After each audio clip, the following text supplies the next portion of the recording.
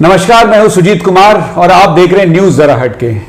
आज एक ज्वलंत मुद्दे पर हम चर्चा करेंगे। अभी जो बजट पास हुआ है संसद में, और उस पर डिस्कस करने के लिए हमने बुलाया अपने मेहमान, क्रॉस बिजनेस बाउंड्री के संस्थापक सीए मनीष कुमार। मनीष जी, स्वागत है।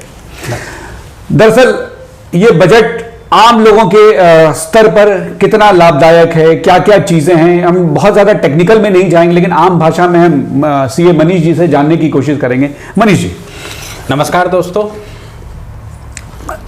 मनीष जी, अभी जो बजट पेश हुआ है, एक चीज बड़ी चर्चा में रही है, क्रिप्टो करेंसी के बारे में हम बहुत दिनों से सुन रहे थे, देख रहे थे। माफ कीजिएगा, मैं कुछ सवाल लिख कर लाया हूं क्योंकि मैं बजट और वित्त के मामले में बड़ा कमजोर हूं, इतनी जानकारी मुझे नहीं है, आप ज्यादा मार्गदर्शन करेंगे। तो ये क्रिप्टो करेंसी जो है, क्रिप्टो करेंसी का क्या है सर? मैंने सुना है कि लीगल कर दिया गया है, अभी तक इलीगल था, इसके बारे में जरा प्रकाश डालेंगे।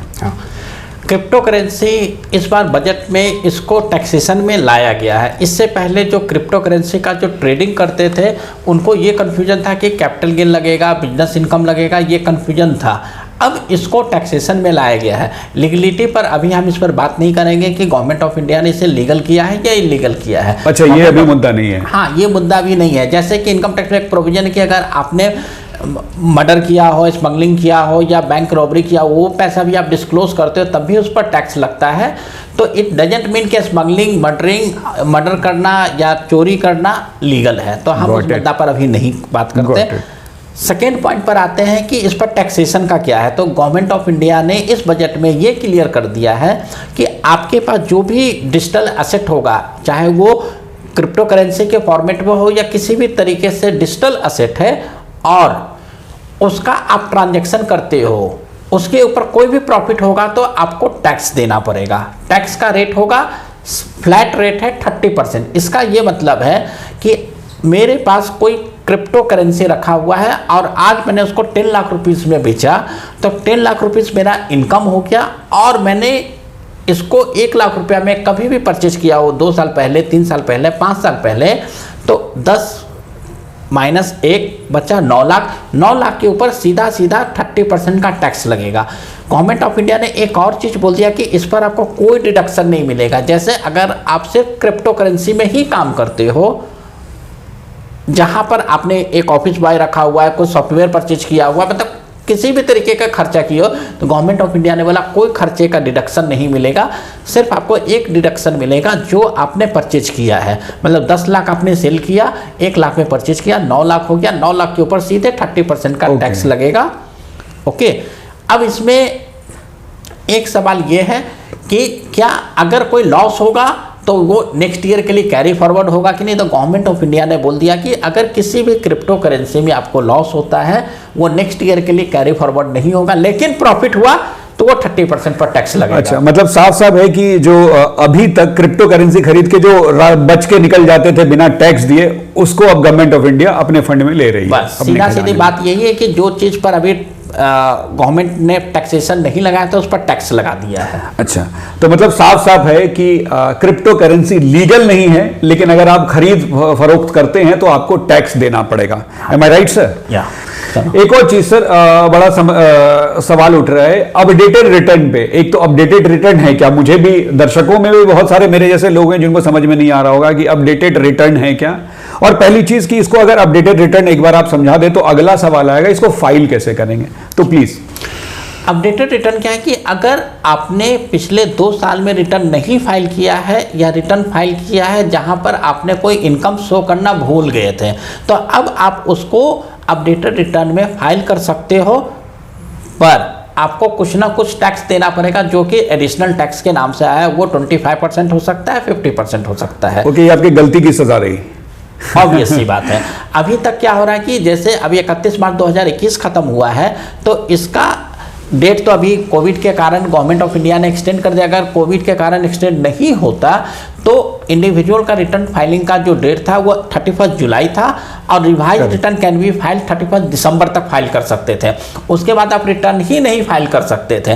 तो इसको कहा गया कि अगर पिछले 2 साल का रिटर्न आपसे गलती से नहीं फाइल किया है, या आपने सिर्फ 10 लाख रुपया इनकम शो किया और आपने 1 लाख 2 लाख या 5 लाख इनकम शो करना भूल गए, आपका कोई एफडी इनकम था वो नहीं शो किया, या फिर आपको कोई सेल घर का या कोई शेयर का सेल किया, वहाँ से कोई प्रॉफिट आया है, मतलब कोई भी इनकम आप डिस्क्लोज करना भूल गए हो, तो आप अपडेटेड रिटर्न का ऑप्शन ऑप्ट कर सकते हो और रिटर्न फाइल करोगे। लेकिन आपको एडिशनल टैक्स देना पड़ेगा, इंटरेस्ट भी देना पड़ेगा, सिर्फ आप पेनल्टी से बच जाओगे।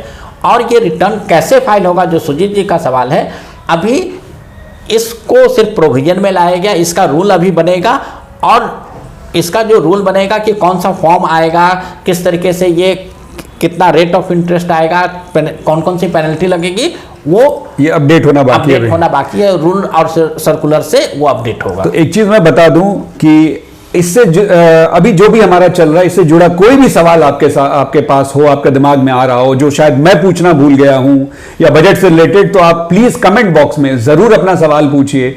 मनीष जी को दोबारा मैं लेके आऊंगा, या कोशिश करूंगा पर्सनली, अगर आप ईमेल छोड़ते हैं तो पर्सनली आपके सवाल का जवाब मेल पे दूंगा। और हाँ, और टैक्स से रिलेटेड और सारे अपडेट्स, इनका अपना चैनल है क्रॉस बिजनेस बाउंड्री, जो आप आई साइन जो ऊपर है उसमें आप वो लिंक भी देख रहे होंगे, उस लिंक पे क्लिक करके और भी टैक्स अपडेट आप इनके चैनल पर जाकर ले सकते हैं। और टाइम पे अगर आपका सवाल ज्यादा होता है तो फिर हम लोग इनको बुलाएंगे अपने स्टूडियो में और आपसे बात करने के लिए इनको हम लोग मजबूर करेंगे। चलिए, तो ये 2-3 सवाल था। और अच्छा, कुछ अदर पॉइंट्स जो कि शायद हम लोग क्या बेनिफिट्स है, क्या लॉस है, एक बार आप मोटा मोटी समझा सकते हैं?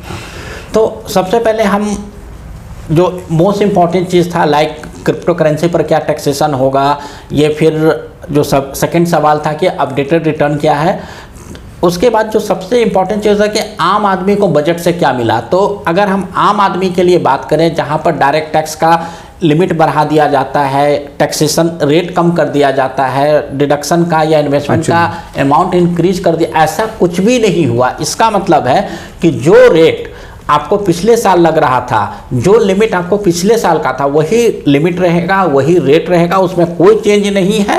तो आम आदमी के भाषा में कहें या मतलब ये सर, मैं ये कहूंगा कि आम आदमी का जो एक्सपेक्टेशन था वो सपना ही रह गया, सपना ही रह गया, उसमें कोई चेंज नहीं किया गया है।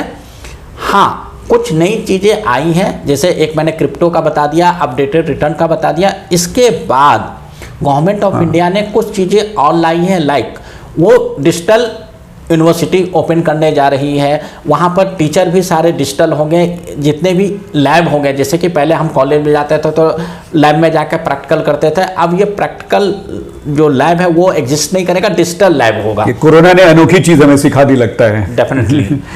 तो डिजिटल यूनिवर्सिटी होगा, इसी तरीके से नेशनल हेल्थ इकोसिस्टम डिजिटल होगा, और बहुत सारी चीजें हैं जो स्किल और लाइवलीहुड का जो स्कीम स्टार्टअप वगैरह पे भी कुछ शायद है। स्टार्टअप पर यह है कि गवर्नमेंट ऑफ इंडिया ने बोला था कि स्टार्टअप में आपको 3 साल का टैक्स बेनिफिट मिलेगा, जो कि आप 31 मार्च 2022 तक रजिस्ट्रेशन कराते हैं उसका, तो उसको 1 साल को और एक्सटेंशन दे दिया कि अब 31 मार्च 2023 तक भी आप कंपनी रजिस्टर्ड करवाते हो और स्टार्टअप में आप जाते हो तो आपको टैक्स बेनिफिट मिलेगा। और टीडीएस से रिलेटेड भी कुछ तो शायद अपडेट है क्या कुछ? तो टीडीएस से रिलेटेड में 1-2 चीज़ें और है जो एक लास्ट पॉइंट में मैं बता देता हूँ। एक जो सबसे इम्पॉर्टेंट चीज़ है कि जिस तरीके से क्रिप्टो करेंसी है, इंडिया भी एक अपना डिजिटल रुपीज ला रहा है। अच्छा। ये मोस्ट प्रोबेबली इसी साल आएगा, आरबीआई उसको नोटिफाई करेगी, उसके क्या रूल होंगे, कैसे वर्क करेगा, कब आएगा, वो आरबीआई नोटिफाई करेगा। लेकिन ये डिजिटल करेंसी जो इंडिया का अपना होगा वो इसी साल आने वाला है। अब हम बात कर लेते हैं टीडीएस पर। तो टीडीएस में ओवरऑल कोई चेंज नहीं हुआ है।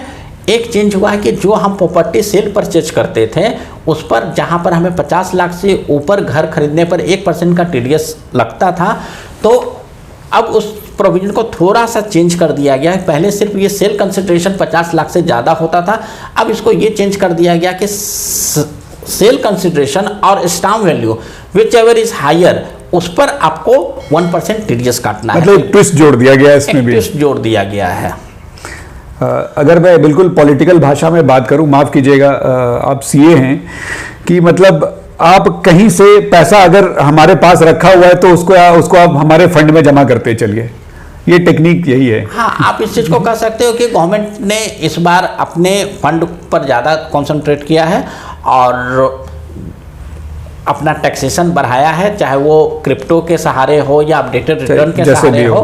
तो इस तरीके से करके और आम आदमी को कोई भी एडिशनल बेनिफिट नहीं दिया, सिर्फ अपडेटेड रिटर्न को आप बेनिफिट भी कह सकते हो कि अगर मैंने कोई रिटर्न फाइल करना भूल गया या कोई इनकम रिकॉर्ड में नहीं दे पाया, तो कि अगर मैंने कोई इनकम डिस्क्लोज नहीं किया था तो इनकम टैक्स अगर कल को सर्च करता है या सर्वे करता है या छापा मारता है शुद्ध हिंदी में, तो उस पर मेरे को हैवी पेनल्टी देना पड़ता। तो आप अपडेटेड रिटर्न में जाके थोड़ा सा टैक्स देके आप उस पेनल्टी से बच सकते हो। ये एक्चुअली मुझे लग रहा है कि आम जनमानस के ऊपर है कि इसे आप सुविधा समझें या अपने ऊपर बोझ समझें, या आपके ऊपर है कैसे आप इन चीजों को लेते हैं। बहुत बहुत धन्यवाद मनीष जी। मैं दोबारा आपको याद दिला दूं कि अगर आपका कोई सवाल, या हो सकता है बजट से रिलेटेड कोई सवाल रह गया हो, या हमने जिस पे चर्चा की है उससे जुड़ा कोई सवाल हो, तो आप कमेंट बॉक्स में जरूर अपना सवाल पूछिए, अपना ईमेल छोड़िए, हम वहां पर भी जवाब देंगे। और डिटेल में अगर आपको जानना है तो आपके ईमेल पे पूरा जवाब दिया जाएगा। साथ ही क्रॉस बिजनेस बाउंड्री इनका चैनल है, जिस चैनल पर लगातार टैक्स और बिजनेस से रिलेटेड अपडेट्स ये देते रहते हैं। उस पर जाने के लिए हमारे आई साइन पर आप जाइए और वहां से आप इनका लिंक लेकर डायरेक्ट इनके चैनल पर भी जा सकते हैं। चलिए, धन्यवाद सर हमारे स्टूडियो में आने के लिए, और मौका मिला तो दोबारा हम लोग टैक्स पे फिर से चर्चा करेंगे, बजट पे। तो धन्यवाद दोस्तों। और हम लोग अगर आप लोग का कोई भी सवाल होगा टैक्स से रिलेटेड, बिजनेस से रिलेटेड, बजट से रिलेटेड, तो हम लोग यहाँ पर फिर से आएंगे और आपके सारे सवालों का समाधान करेंगे। धन्यवाद। Thank you.